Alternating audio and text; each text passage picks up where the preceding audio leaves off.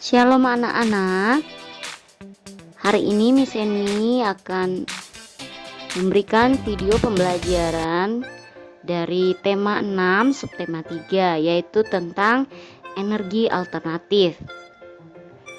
Tahukah anak-anak apa itu energi alternatif? Energi alternatif dapat mengambil peran penting untuk kelangsungan hidup masyarakat di masa yang akan datang. Sebab saat ini manusia masih bergantung banyak pada energi yang tidak dapat diperbaharui, seperti minyak bumi dan batu bara untuk memenuhi kebutuhan hidup sehari-hari. Padahal sumber energi fosil yang tidak dapat diperbaharui itu lambat laun akan habis karena sifatnya yang tak bisa diperbaharui. Selain itu, penggunaan energi fosil juga dapat memberikan dampak negatif terhadap lingkungan. Karenanya, di masa mendatang, guna menunjang kebutuhan energi masyarakat yang semakin hari semakin besar, dibutuhkan sumber-sumber energi alternatif. Energi alternatif adalah semua sumber energi yang mampu menggantikan bahan bakar konvensional seperti listrik, bensin, gas, batu bara, dan lain sebagainya. Seiring perkembangan zaman, semakin banyak jenis sumber energi alternatif dan manfaatnya bagi kehidupan manusia, terutama dalam pencegahan pemanasan global. Apa saja itu anak-anak? Yang pertama adalah panas matahari.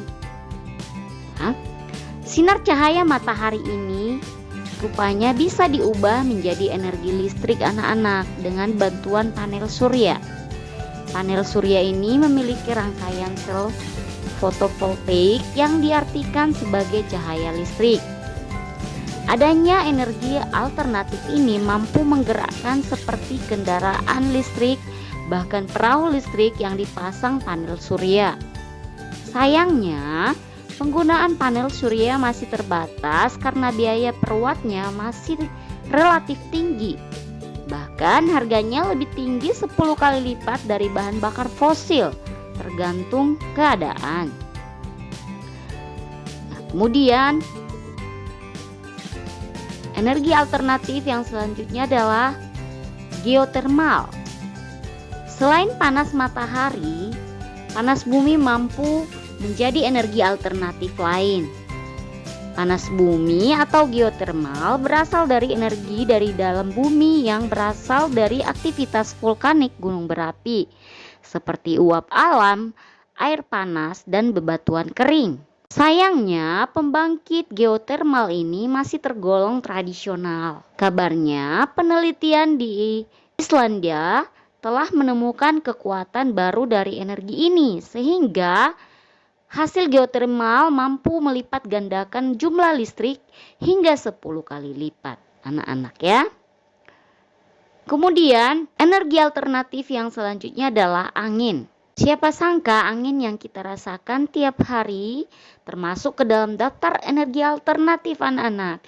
Hembusan angin rupanya mampu diubah dari energi kinetik menjadi energi mekanik yang dihubungkan ke mesin generator sehingga menghasilkan energi listrik. Di Belanda, penggunaan energi ini sudah dimanfaatkan dengan memiliki kincir angin besar untuk memompa air irigasi ke pertanian dan penghasil listrik. Itu sebabnya Belanda disebut negara kincir angin ya anak-anak ya. Kemudian energi alternatif yang selanjutnya adalah hydropower ya. Energi alternatif hidropower ini dibuat dengan cara membendung air sungai, lalu mengarahkan pipa air menuju turbin. Energi yang dihasilkan berdasarkan proses jatuhnya air ke turbin dan banyaknya jumlah air yang mengalir. Oleh karena itu anak-anak, pembangkit listrik tenaga air atau yang disingkat dengan PLTA sangat membutuhkan sumber air yang sangat besar dan pembangunan tempat yang besar untuk menampung air layaknya danau atau waduk alami. Selanjutnya, Energi alternatif yang selanjutnya adalah biomasa. Meskipun terdengar asing dengan namanya, tapi anak-anak pasti pernah tahu jika sisa pembuangan kotoran manusia atau hewan dapat dijadikan energi alternatif. Energi ini diubah dengan cara dibakar terlebih dahulu atau dicampur dengan bahan lain yang ditampung ke dalam tangki hingga nanti disalurkan melalui pipa instalasi atau yang disebut dengan biogas. Gas tersebut yang menjadi energi alternatif dari pemakaian gas tabung untuk memasak. Yang selanjutnya adalah energi alternatif tidal. Energi tidal ini berasal dari pasang surut pada air laut. Meskipun terdengar asing, tapi penerapan energi ini lebih mudah diprediksi.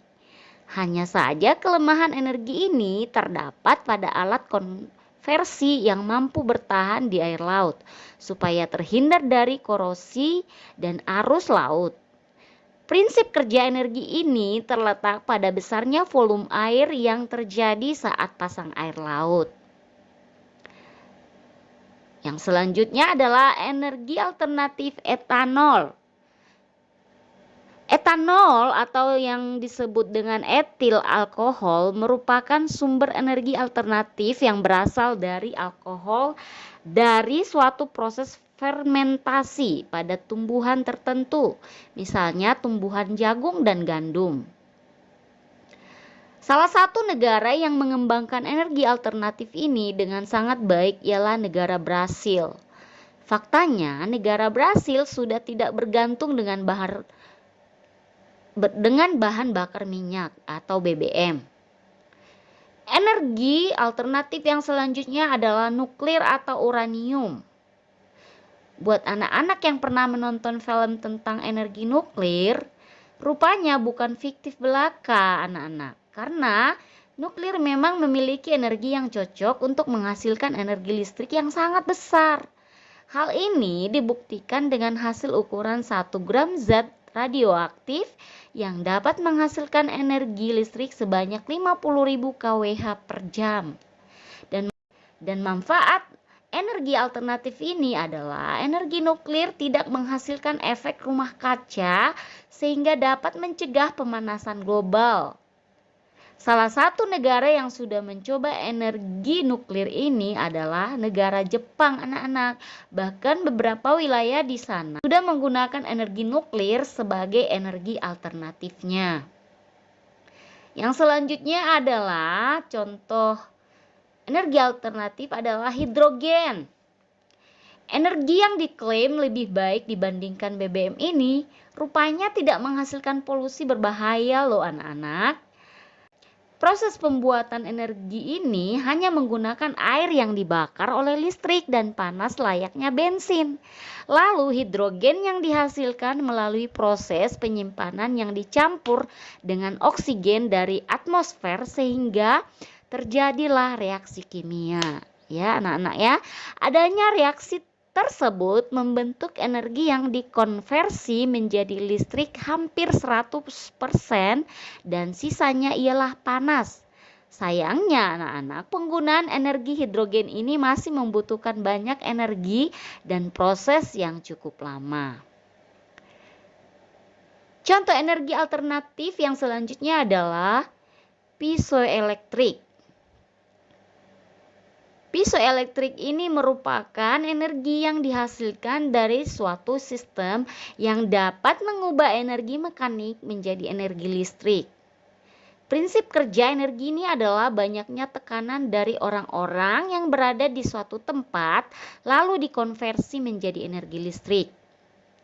Pembangkit listrik dari tenaga manusia ini misalnya di negara Jepang yang memanfaatkan lalu lalang para penumpang di stasiun Tokyo yang meletakkan perangkat lempengan piezoelektrik di lantai gerbang tiket atau arena lain di stasiun.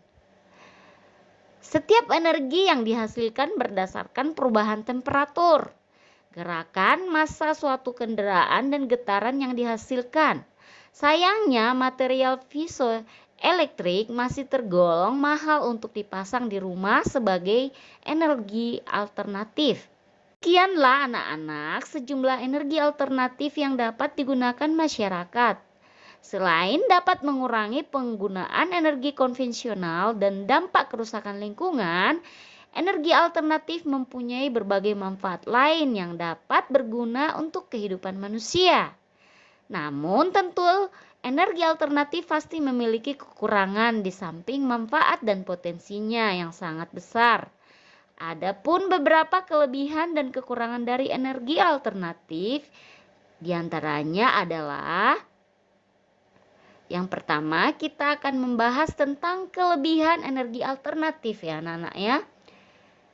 Kelebihannya adalah terbarukan atau yang mana sumber energinya tidak akan terjadi kelangkaan atau tidak akan habis ya anak-anak ya. Yang kedua, bersifat ramah lingkungan. Yang ketiga, pasokannya berlimpah. Yang keempat, mampu menggantikan sumber energi fosil sebagai sumber energi utama yang dapat merusak lingkungan. Itulah yang menjadi kelebihan dari energi alternatif.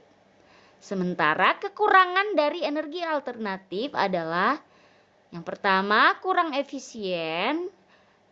Yang kedua, biaya awal instalasi yang cukup tinggi.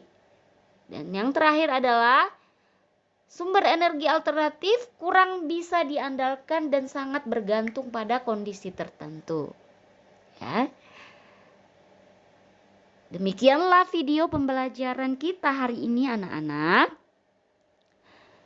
Kalian punya tugas dari Miss Eni ya.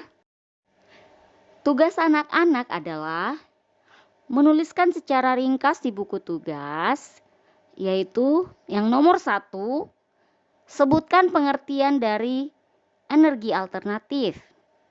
Yang nomor 2 adalah sebutkan manfaat dari energi alternatif.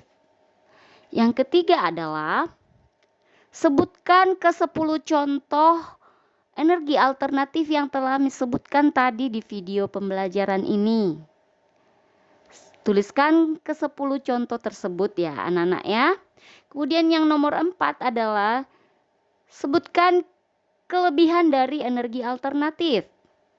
Dan yang terakhir atau nomor 5 adalah sebutkan kekurangan dari energi alternatif. Setelah kalian tulis, khusus untuk kelebihan dan kekurangan dari energi alternatif, kalian hafalkan ya anak-anak ya. Ingat, yang dihafal hanya kelebihan dan kekurangan dari energi alternatif ya anak-anak ya. Karena hari Senin kalian harus mengucapkannya satu persatu di depan kelas. Selamat mengerjakan, Tuhan Yesus memberkati.